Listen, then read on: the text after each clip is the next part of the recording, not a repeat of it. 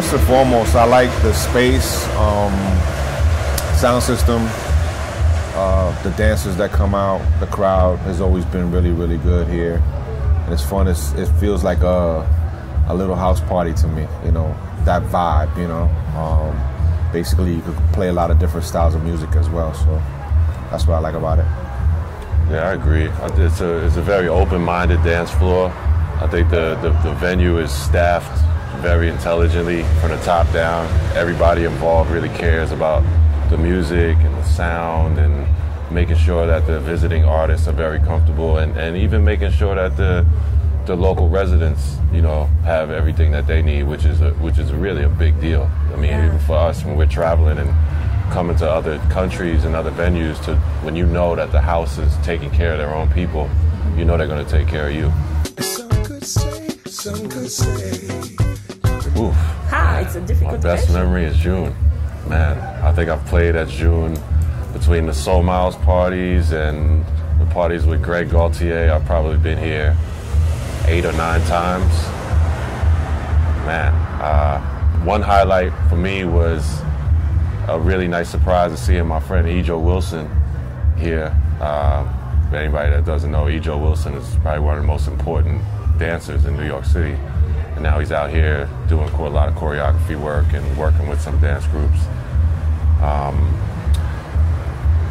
Working with Tijo Ame, with Greg Gaultier, just the people. I think, you know, overall the atmosphere is fantastic here. You know, every time I come here, I have a fantastic time. The look on my face, your eyes. First one. You remember the film? I don't know. Well, I can say, you know, as a fan, I've been dealing with Kenny's music and Masters at Work music, I believe, probably long before Kenny knew my name. So, you know, I've been extremely familiar with Kenny's movements as an artist from the late 80s up until now.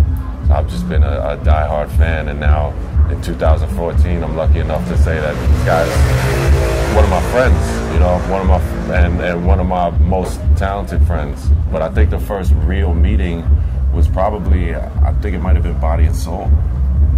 Body and Soul, and then I think playing together was, you know, when you asked me to come play at your 45 thing and stuff like that downtown in Manhattan, which is cool as well. Like we said, you know, it's good to be around and surrounded by people that have an open mind and that play different styles and are not just locked into one specific thing.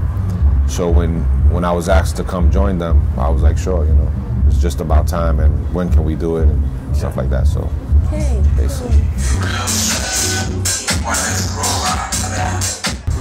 I would say Kenny Dope is a real student of the craft as a musician, a real student of the craft as a producer and a mix engineer, and a student of the craft in the DJ booth. You know, like Kenny said it perfect, it's very seldom that you come across people in your peer group who have a very, very wide skill set, can be very functional and function at the top of the game across a range of styles of music and across a range of disciplines. I would say versatile, extremely versatile is how I would describe Kenny.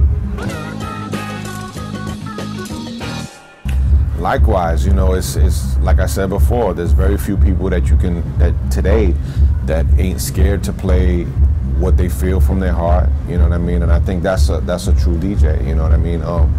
Growing up, I was exposed to that, and I'm sure Rich was as well. You know, whether it was cousins, brothers, uncles, who played this music that turned them onto it as a kid. So yeah, versatile is one of the words, but just open-minded is just the thing that, you know, you gotta just say, you know what I'm saying?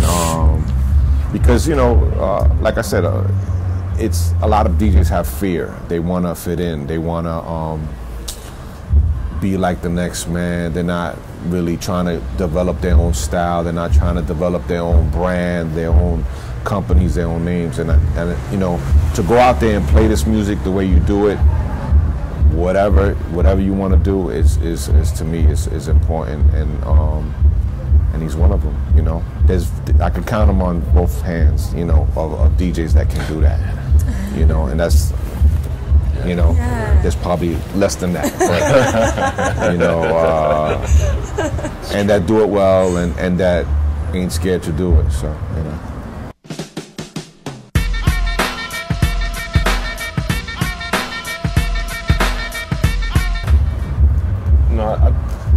I was brought up in a God-fearing household, you know, and when you grow up in a God-fearing household, the first thing you represent to people is humility. I've been blessed that I've been surrounded by extremely sharp people that never allowed me to take myself too seriously. So I don't know if I know what my importance is. I'm just trying to be here and make sure that I leave a mark.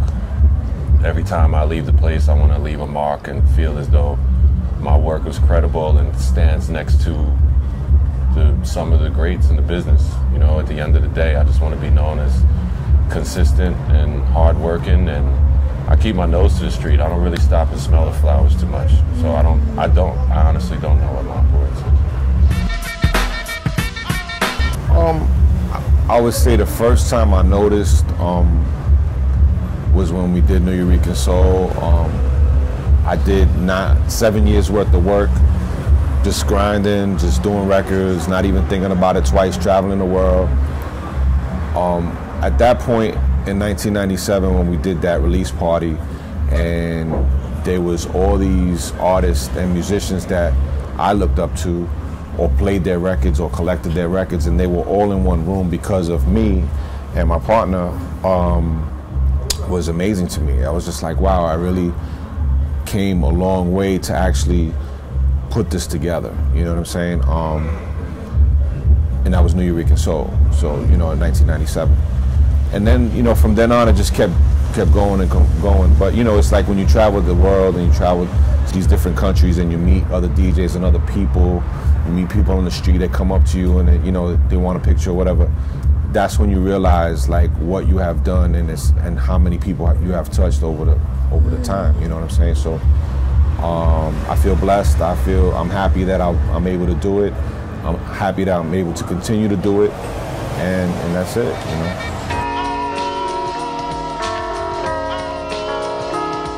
I'm in it, you know. I really feel it's in a great place. It's to me, it's gone full circle. You know what I'm saying? It's at that 90s kind of period, I think, for a lot of different styles of music. Whether it's hip hop stuff or whether it's dance stuff, house music, whether it's the jazz, you know. I just got a broken beat record today. I don't remember when the last broken beat record that I got was, you know what I'm saying? So I think a lot of the guys my age or a little younger, they come into the table with some new material, which I think is key, because the new generation, they want to know and they want to learn. You know what I'm saying? And they want to learn how we made those records back then. So, you know, another thing is I've been doing lectures and stuff like that. Passing the knowledge down, I think, is important, which a lot of people don't want to do, but I've been doing it because, you know, I think it's important that we teach them so they able to embrace it and do their music. You know what I mean? It's a lot easier for them to record nowadays than what we were doing back in the 80s, you know? So, yeah, with a little push and a little guidance and sending them in the right direction, I think you know, it'll be really dope, because it's just gonna help the whole situation all over again, and start it all over again. I mean, you know, in terms of work, kind of always in the. He's got a few projects he's gonna do. We talked about it earlier. He's gonna get to work. Yes. He's got some stuff happening. Yes, absolutely, absolutely. So when always making stuff and about to focus and put some complete full projects out in the world this year for sure. Okay. We got another hip hop album, Rashid Chappelle, coming, Brick and Mortar. I'm also working on the Gorilla Mode projects. What else? Fantastic Souls, which is my live project. Another Bucketheads album. There's tons of stuff. Like I said before, you know, it's 90s for me right now. And in the 90s, I was putting out records, 3, 4, 5 records a week. I don't know if I could go that fast, but I'm gonna try. You know, so the one thing is we you know, the uploads, we could pick what we want to do for uploads, and we could pick the music that we want to put on vinyl. So that's double the force right there. Whereas back in the days we didn't have that, you know. So just gonna go for it one more time.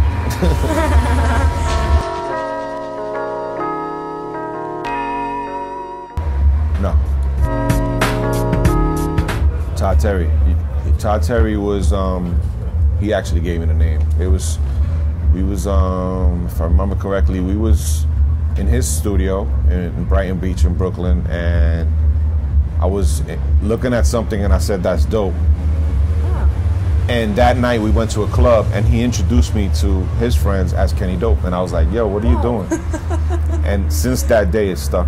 Wow. And then I started using it to record, and the rest is pretty much history. Dope. So thank him. Rich,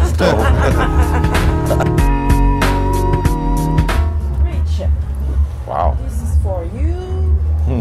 Yes. We are Milesfender, the short too. Awesome. Milesfender. And Kenny, this is for you. Oh, thank you so much. Awesome. Thank you. And Milesfender. Nice. Nice. Very So nice. who stuff? So you can show the short. Brilliant. Ow, I just hit my elbow. Thank you so much. Thank you. Peace. Thank you.